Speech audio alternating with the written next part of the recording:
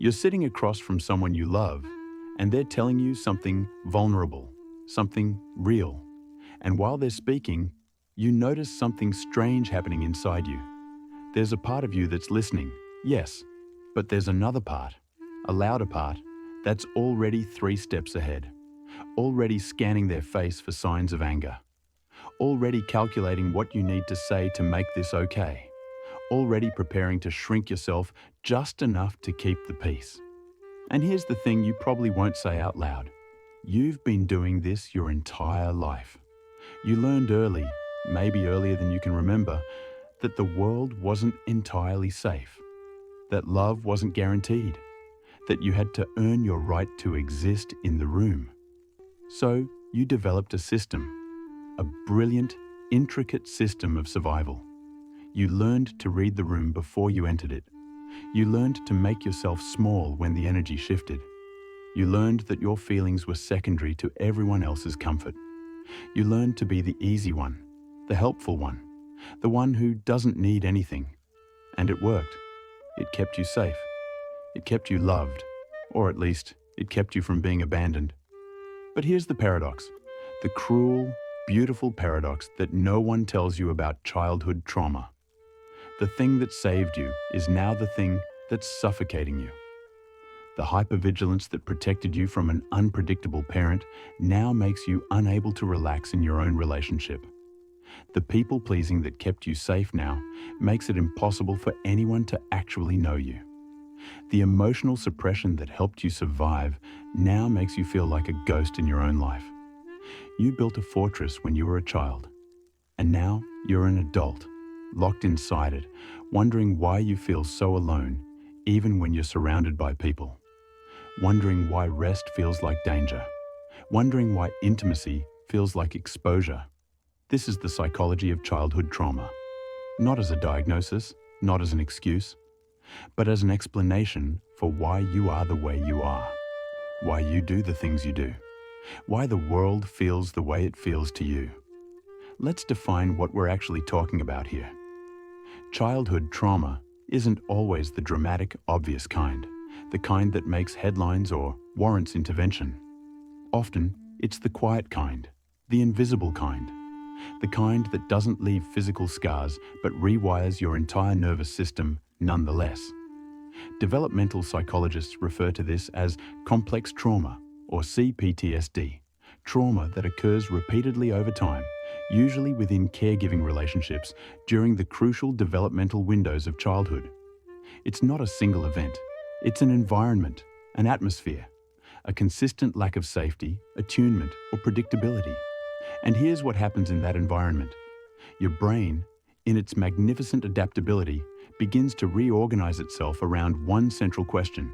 How do I survive this? The survival brain, the amygdala, the limbic system, goes into overdrive. It develops what psychologists call hypervigilance, a state of constant, exhausting alertness. Think of it like this. Imagine your nervous system as a security system in a house. In a safe home, the alarm is set to go off only when there's an actual intruder. But in a traumatic home, the alarm is so sensitive that it goes off when a leaf falls, when a shadow moves, when the wind changes direction. You become a child who can sense a mood shift before anyone speaks, who knows which footsteps belong to which parent, who can predict, with uncanny accuracy, when things are about to go wrong. This is the development of what psychiatrist Stephen Porges calls a dysregulated autonomic nervous system. Your body quite literally gets stuck in survival mode. The sympathetic nervous system, which governs fight or flight, and the dorsal vagal system, which governs freeze and shutdown, become your default states. The ventral vagal system, the state of social engagement, safety, and connection, becomes harder and harder to access. And then there's the concept of parentification, a term coined by family therapist Ivan Bosormenyi-Nagy. This is when a child is forced, either explicitly or implicitly, to take on the emotional or practical responsibilities of an adult. You become the therapist to your depressed mother, the mediator between your fighting parents, the caretaker of your younger siblings, the emotional regulator in a home where the adults can't regulate themselves. Think of it as being handed an adult-sized backpack when you're still a child. You carry it because you have to, because no one else will. But your spine is still growing. Your nervous system is still forming. And that weight shapes you in ways you won't understand for decades. Here's the metaphor I want you to hold. Childhood trauma turns your internal world into a perpetual emergency broadcast system. Every moment, every interaction, every relationship is scanned for potential threat. Your brain's default mode network, the neural system responsible for self-referential thinking and rest, becomes hijacked by the survival system. Even when you're physically safe, your brain still believes you're in danger. This is not your fault. This is not a weakness. This is your brain doing exactly what it was designed to do: adapt to survive. But let me tell you about the cost. The real cost. The cost is that you learn to abandon yourself before anyone else can abandon you. The cost is that you become so good at reading others that you forget how to read yourself. You can tell when someone else is upset from across the room, but you can't tell when you're hungry, when you're tired, when you need to cry. The cost is what psychologists call emotional anesthesia. You numb yourself to your own pain because feeling it fully would have been too dangerous as a child. And now, as an adult, you sit in therapy saying, "I don't know how I feel." Because the truth is, you trained yourself not to know. You trained yourself not to feel.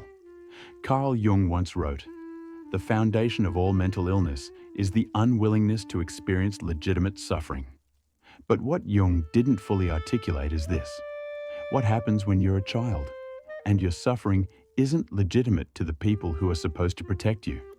What happens when you learn that your pain is an inconvenience, that your needs are too much?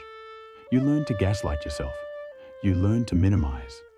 You learn the language of self-betrayal. It wasn't that bad. Other people had it worse. I'm probably just being dramatic. This is what I call the invisible grief of childhood trauma. You're not just grieving what happened to you. You're grieving what didn't happen, the protection that never came, the attunement that was never there, the childhood you never got to have. And here's the philosophical weight of it all.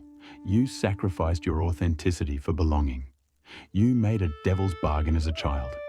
I will become whatever you need me to be if you'll just let me stay. You learned that love was conditional, that acceptance required performance, that being yourself was too risky.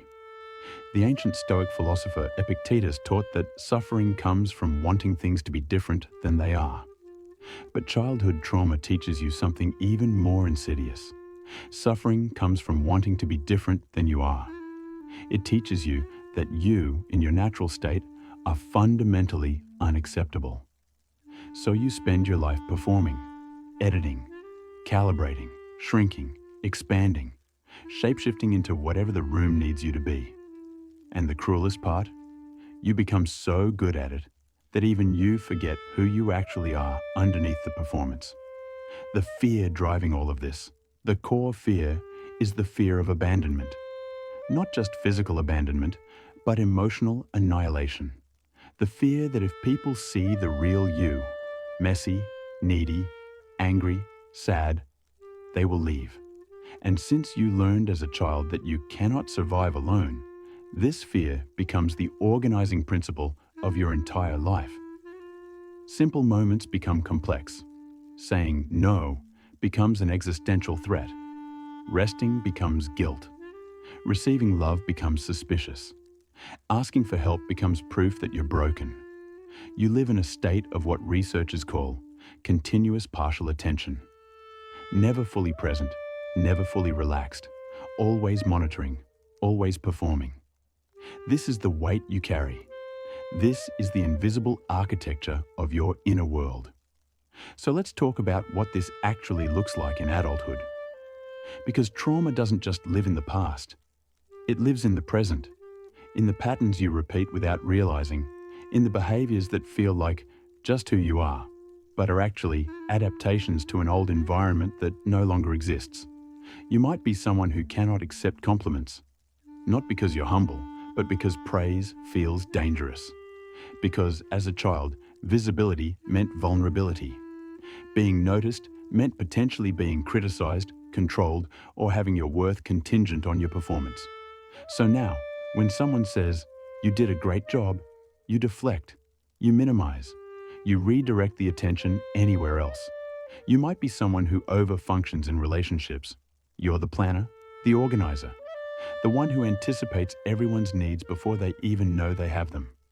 You believe deep down that your value lies in your utility, that if you stop being helpful, people will stop wanting you around. This is parentification showing up in your adult relationships. You're still trying to earn your place at the table by being indispensable. You might be someone who struggles with boundaries, not because you don't know what they are, but because setting them feels like violence. Every no feels like you're hurting someone. Every time you prioritize your needs, you feel a wave of guilt so strong, it's almost unbearable. This is because boundaries weren't allowed in your childhood home. Your boundaries were regularly violated, so you learned that having them makes you selfish, difficult, too much. You might be someone who intellectualizes everything. You can analyze your trauma, explain it, write essays about it, but you can't feel it. This is what therapists call dissociation, a brilliant coping mechanism where your consciousness disconnects from your body and emotions. You live in your head because your body holds too much pain. You became an expert at observing your life rather than living it. You might be someone with an anxious or avoidant attachment style in relationships. If you're anxious, you're constantly seeking reassurance, terrified of abandonment, interpreting every small shift in someone's tone as evidence they're leaving. If you're avoidant, you pull away the moment someone gets too close, sabotaging intimacy before it can destroy you. Both patterns come from the same wound, the belief that connection is dangerous and that love will inevitably hurt you. You might be someone who cannot rest without feeling guilty. Productivity became your worth. Doing nothing feels irresponsible. Lazy. You have to earn your existence through constant output. This is because in your childhood, your value was conditional. You were loved for what you did, not for who you were. So rest feels like proof that you don't deserve to exist. You might be someone who attracts or tolerates mistreatment in relationships. Not because you want to, but because dysfunction feels like home. Healthy relationships feel boring, uncomfortable, suspicious. You keep finding yourself with emotionally unavailable people, narcissists, or those who recreate your original family dynamics because your nervous system recognizes the pattern, even if your mind knows it's unhealthy. Here's what I need you to understand. These are not personality traits. These are coping strategies. These are the brilliant, desperate adaptations of a child who had no other options. You are not broken. You are not damaged beyond repair. You are someone whose nervous system learned to survive in an environment that wasn't safe. And now you're carrying those strategies into an environment where they no longer serve you. The work isn't to judge yourself for these patterns. The work is to witness them, to see them clearly, to say, "Oh, I do that. That makes sense, given what I survived. And now I get to choose differently." Because here's the truth. You cannot heal what you do not acknowledge. You cannot change a pattern you're still pretending isn't there. The first step isn't fixing yourself. It's stopping the gaslighting. It's ending the war with your own nervous system. It's saying clearly and without shame, "I was hurt. I adapted. I survived. And now I'm safe enough to feel it." So how do you heal? How do you unlearn the patterns that have been running your life since you were too young to remember learning them? The answer is both simple and impossibly complex. You must learn to become the parent to yourself that you never had. This is what therapists call inner child reparenting. The process of going back to those younger parts of yourself that are still holding the pain, still waiting for someone to notice, and offering them what they needed then: safety, validation, protection, unconditional love. This means learning to speak to yourself the way you wish someone had spoken to you. When you make a mistake, instead of the harsh inner critic that sounds suspiciously like your parents' voice, you offer compassion. You say, "You're learning. You're doing your best. You're allowed to be imperfect."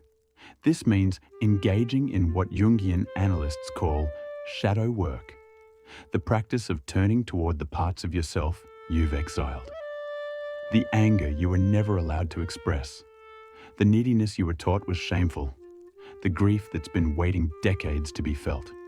You stop running from your own pain. You stop numbing. You stop performing. And you sit with it. You let it speak. This means learning to choose softness in a world that trained you to be hard. This is radical, revolutionary. Choosing vulnerability when you were taught it was fatal. Choosing rest when you were taught it was laziness. Choosing to let people see you when you were taught that visibility meant danger. This means retraining your nervous system through practices like somatic therapy, EMDR, or even just learning to pause and ask yourself, am I actually in danger right now? Or does my body just think I am? It means building evidence slowly and patiently that safety is possible. That connection doesn't always end in betrayal, that you can take up space without being punished for it.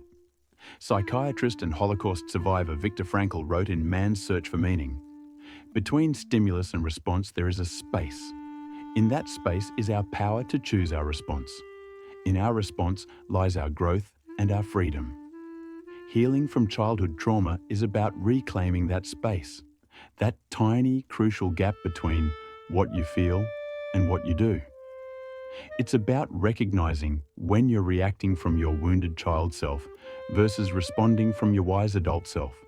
It's about building the capacity to pause, to breathe, to choose differently. But here's what I need you to know, and this is perhaps the most important thing I'll say. The goal is not to be fixed. The goal is not to erase your past or become someone who was never hurt. The goal is wholeness, integration. The goal is to become someone who can hold both the truth of what happened and the possibility of what comes next. Someone who can say, yes, I was hurt.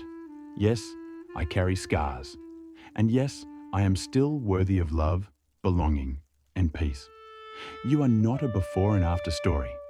You are not a problem to be solved. You are a human being whose brain did exactly what it needed to do to keep you alive. And now you get to honor that survival while also releasing the strategies that no longer serve you. Your hypervigilance kept you safe. Thank it.